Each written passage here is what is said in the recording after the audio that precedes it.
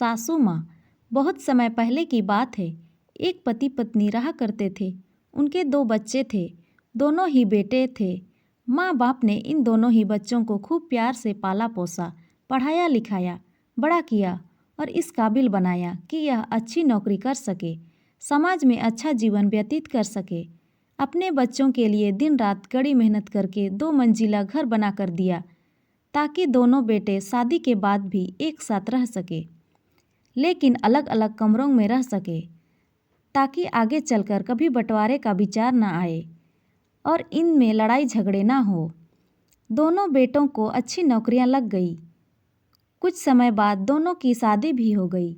बड़ा बेटा जो घर के पहले मंजिल पर रहता था, उसका एक बच्चा भी हुआ। पोते का मुंह देखकर दादा दादी बहुत खुश हुए। सब कुछ ठीक ठाक चल रहा था, लेकिन थोड़े ही दिनों बाद बूढ़े पति की मौत हो गई। जब तक पति जिंदा था, दोनों बेटे और बहुएं माँ का सम्मान किया करते थे। जैसे ही पति की मृत्यु हो गई, दोनों बेटे और बहुएं हर दिन माँ की सेवा तो दूर, माँ को हर दिन खाना खिलाने के लिए भी तैयार नहीं थे। दोनों बेटे और बहुओं ने सलाह की और तय किया कि माँ को खाना खिलाने की जिम्मेदारी बांट ली जाए, यानी कि 15 दिन बड़ा बेटा और 15 दिन छोटा बेटा माँ के खाने की जिम्मेदारी लेगा।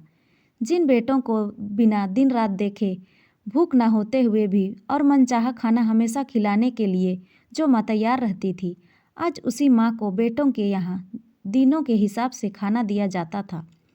माँ का दिल बड़ा था।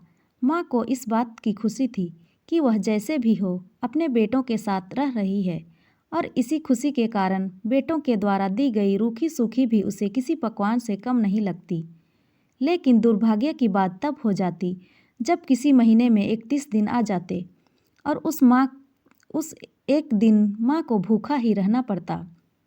एक बार जब बड़े बेटे के यहाँ 15 दिनों तक खाना खाने की बारी चल रही थी, तब बड़ा बेटा अपनी पत्नी और बच्चे के साथ कहीं बाहर प्रोग्राम में जा रहा था। बड़ी बहू ने माँ से कहा, माँ जी, आज खाना नहीं बनाया है, हम बाहर जा रहे हैं, वहीं खाएंगे। आप अपने लिए खाना पका लेना और खा लेना। बूढ़ी माँ ने कहा, लेकिन बेटा, मुझे तो गैस चलाना नहीं आता। बहू ने कहा, तो फिर ऐसा कीजिए कि पास वाले मंदिर में भंडारा लगता है, आप वहीं जाकर खा लीजिए, तो आपको गैस चलाने की ज़रूरत नहीं पड़ेगी। पास में ही खड़ा बेटा और पोता यह सब सुन रहे थे, लेकिन कोई कुछ ना बोला। बूढ़ी माँ को भूखा ही छोड़ बेटा और बहू प्रोग्राम में चले गए। माँ को थोड़ा दुख तो हुआ, लेकिन फिर अपने आप को यह सोचकर मना लिया, ठीक ही तो है, कभी कभी बहू को भी घर के काम से आराम मिलना चाहिए, और भगवान का भंडारा खाने का सौभाग्य किस्मत वालों को ही तो मिलता है। माँ खुशी खुशी मंदिर में जाकर भंडारा खा आई। कुछ दिन ऐसे ही बीत गए। एक दिन बड़े बेटे की छुट्टी थी। बेटा, बहू और उनका बच्चा अपने घर में ही समय बिता रहे थे। माँ बाप छोटे बच्चे को पूछ रहे थे कि वह बड़ा होकर क्या बनना चाहता है और क्या करना चाहता है। छोटे बच्चे ने बड़े ही सरल भाव से माँ बाप को उत्तर देते हुए कहा, वह बड़े होकर वकील बनना चाहता है। उसकी इच्छा इस घर से भी बड़ा एक घर लेने की है, लेकिन वह घर मंदिर के पास होना चाहिए। माँ बाप ने पूछा, घर के पास मंदिर क्यों होना चाहिए? तब बच्चा माँ बाप से कहता है, घर के पास मंदिर इसलिए होना चाहिए ताकि जब मैं बड़ा होकर किसी फंक्शन में बाहर जाऊं तो आप दोनों को ज़्यादा तकलीफ ना हो।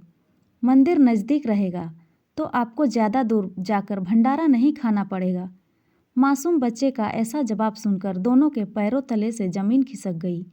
उन्हें अपनी गलतियों का एहसास अब जाकर हुआ था, जो उनके 5 साल के बेटे ने पहले ही कर लिया था। दुनिया के हर माँ बाप यह सोचकर अपने बच्चों को बड़ा करते हैं कि वह उनके बुढ़ापे का सहारा बन सके।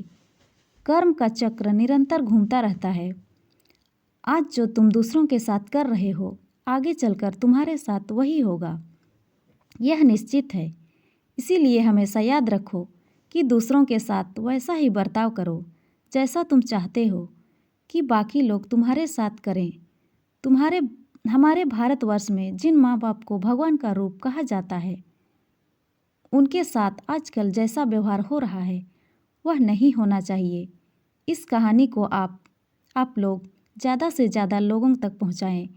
जितना हो सके शेयर कीजिए और ऐसा करने से अगर कुछ लोग भी अपने बूढ़े माँ बाप के साथ अच्छा व्यवहार करने लगते हैं तो हम अपने आप को भाग्यशाली समझेंगे।